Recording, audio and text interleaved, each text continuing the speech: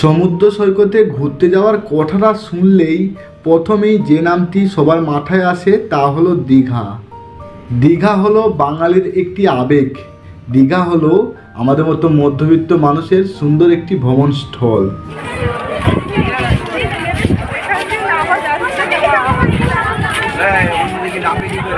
আমি এখন রয়েছি নিউ দীঘাতে, আর নিউ দীঘায় কত মানুষ দেখতে পাচ্ছ, প্রচুর পরিমাণে মানুষ কিন্তু আজ হয়েছে। আর হবেই বা না কেন, যেহেতু আমাদের নবনির্মিত জগন্নাথ ধাম রয়েছে এখানেই, তো সে কারণে প্রচুর মানুষ এখন দীঘাতে হচ্ছে। আমরা এখানে অনেকটা সময় কাটাবো, তারপর কিছু কেনাকাটা করে খাওয়া দাওয়া করে সন্ধ্যের দিক করে আমরা যাব জগন্নাথ ধামেতে। পুরো টোটালটাই তোমাদের সামনে আজ আমি তুলে ধরবো।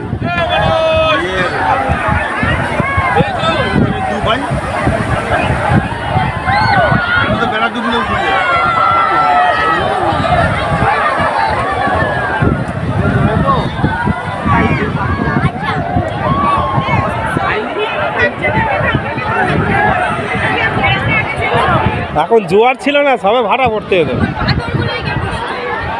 ওটা ধরে বসে থাকবি। ঠিক বলেছি।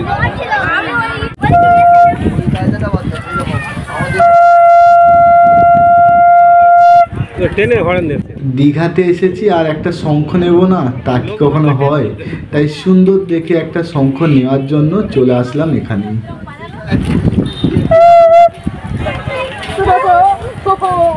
ওই তো এই সাউন্ডটা এসে গেছে, এরা সেই অরিজিনাল সাউন্ডটা এসে গেছে। কিন্তু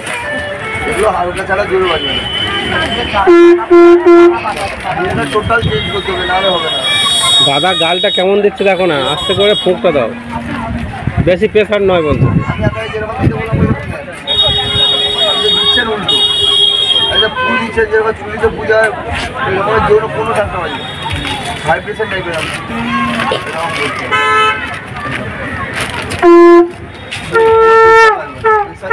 শঙ্খটা নিলাম, দাম নিল 1000 টাকা, পুরো করকরে 1000 টাকা দিলাম, এক পয়সাও কমালো না। অনেকক্ষণ কথা বললাম যে 200 টাকা কমাও, একটা পয়সাও কমালো না।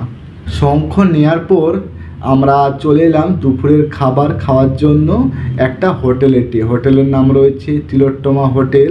আর এখানে খাওয়া দাওয়ার পর আমরা কিছুটা সময় হোটেলে রেস্ট নেব। রেস্ট নেওয়ার পর আমরা সন্ধ্যের দিকে চলে যাব জগন্নাথ ধামে। তো সে কারণে আজকে আমরা নিরামিষ, সকাল থেকে নিরামিষ খাচ্ছি। তো চলো বন্ধুরা, খাওয়া দাওয়াটা সেরে নিই।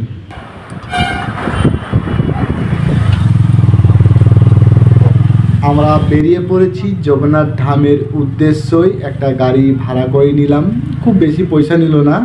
আমরা যেই হোটেলে উঠেছি ওখান থেকে 150 টাকা নিয়েছে আমাদের এখানে পৌঁছে যাওয়ার জন্য। তো ও দূরে গেটটা আমরা দেখতেই পাচ্ছি, খুব সুন্দর লাগছে, তাই না? দূর থেকেই কত সুন্দর লাগছে। তবে একটা জিনিস ভালো যে আজকে বৃষ্টি হচ্ছে না, যেহেতু এখন বর্ষাকাল, প্রতিদিনই প্রায় বৃষ্টি হচ্ছে, কিন্তু আজকে এই মুহূর্তে আকাশ পুরো পরিষ্কার রয়েছে। হয়তো ভগবানও চান যে আমরা এই সময়টাকে উপভোগ করি। জয় জগন্নাথ।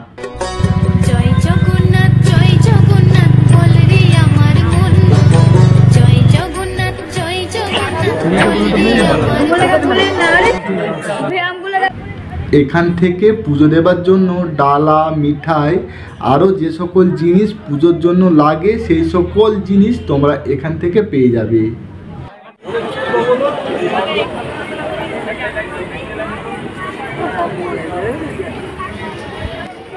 এই জায়গাটা দিনের তুলনায় রাতে কিন্তু আরও বেশি সুন্দর লাগছে। তোমরা দেখতেই পাচ্ছ কি সুন্দর ভিউটা, তাই না? তার উপর কি বলতো, ওই যে মন্দিরগুলো রয়েছে, মন্দিরের ওপর যখন আলো পড়েছে দেখতে কিন্তু অনেকটা আমাদের বাংলার দুর্গা মণ্ডপ যেমন হয় ঠিক সেম টু সেম।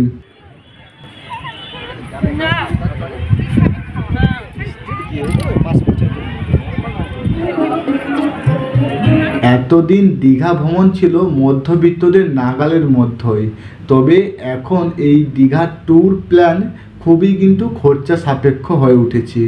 তার কারণ হচ্ছে এই যে আমাদের নবনির্মিত জগন্নাথ মন্দির, এটা নির্মাণ হয়ে যাওয়ার পর প্রচুর মানুষ কিন্তু এখানে আসছে, যার ফলে এখানকার যে সকল হোটেলগুলো রয়েছে তারা কিন্তু তাদের ভাড়া অনেকটাই বাড়িয়ে দিয়েছে। মানে যে হোটেলের ভাড়া ছিল 1000 টাকা সেটা 1 লাফে হয়ে গেছে 2000 টাকা।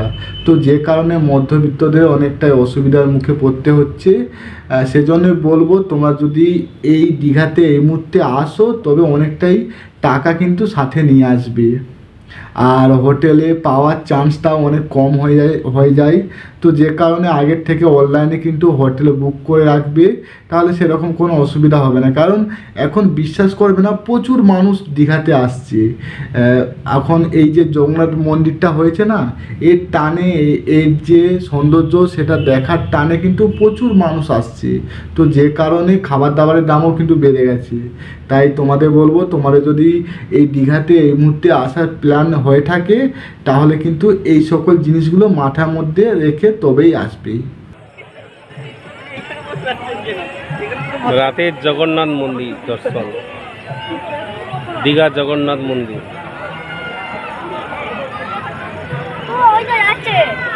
যাবো যাবো।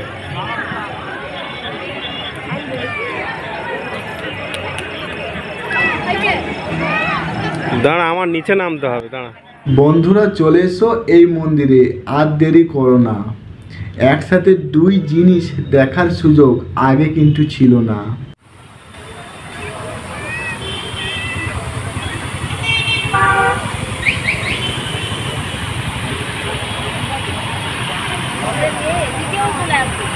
শোনো, চল আগে চল। ঠান্ডা করে দেখছে, গরম পড়েছে না, শরীর ঠান্ডা করে দিচ্ছে, শরীর ঠান্ডা করে দিচ্ছে। আজকের ভিডিওটা এখানেই শেষ করলাম, জয় জগন্নাথ বলে। তো দেখা হচ্ছে এরকমই কোনো এক ভিডিওর সাথে। ততক্ষণ ভালো থেকো, সুস্থ থেকো, আর হ্যাঁ, অবশ্যই কিন্তু মা বাবার খেয়াল রেখো, তবে কিন্তু ভগবান খুশি হবে।